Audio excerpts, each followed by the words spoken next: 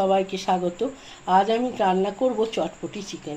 চটপটি চিকেনটা এই জন্য আমি নাম দিয়েছি, খুব চটজলদি হয়ে যায়, খেতেও হয় খুব অসাধারণ। এখানে আমার 1.5 কেজি চিকেন আছে, ভালো করে ধুয়ে নিয়েছি।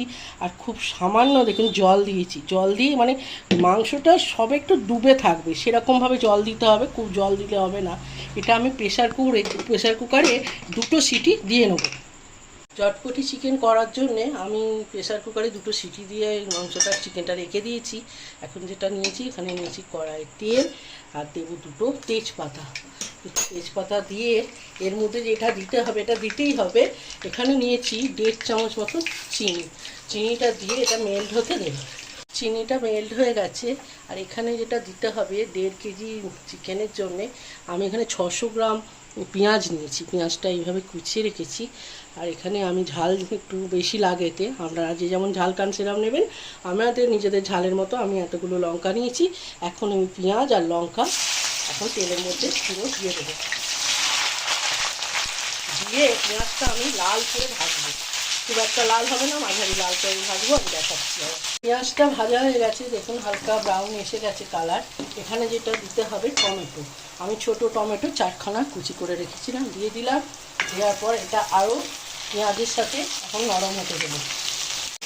2 মিনিট আমি এরকম নাড়াচাড়া করে নিয়েছি টমেটোগুলো দিয়ে। এবার এখানে দিতে হবে আদা বাটা। আদা বাটা দিলাম। আর দেবো একটু রসুন, এখানে রসুনটা একটু বেশি লাগে, রসুন দিলাম। দিয়ে এটাকে ভালো করে আমি এখন কষাবো রসুন আর আদার সাথে। আমি এখানে যেটা ব্যবহার করব, এই মশলার মধ্যে আমি দেব বেশ খানিকটা সিদ্ধ করা মাংসের স্টুটা দিয়ে দিলাম। দিয়ে আরও কিছুক্ষণ একটু মশলাটাকে কষিয়ে নেব। তো আমার কষানো হয়ে গেছে 2 মিনিট মতন। এবার আমি যেখানে দিয়ে দেবো সিদ্ধ করা চিকেনগুলো সব দিয়ে দেবো। আর এখন যেটা দিতে হবে লবণ আর চিনি। এর মধ্যে আমি দেব 2 চামচ চিনি।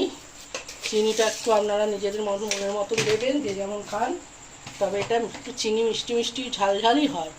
আর এবারে দেবো লবণ। লবণ দিলাম পরিমাণ মতো। দিয়ে এটাকে আমি এখন ঢাকা চাপা দিয়ে করতে দেবো। সম্পূর্ণ রেডি চটপটি চিকেন। এখন যেটা দিতে হবে বেশ খানিকটা ধনেপাতা এভাবে ছড়িয়ে দিলাম।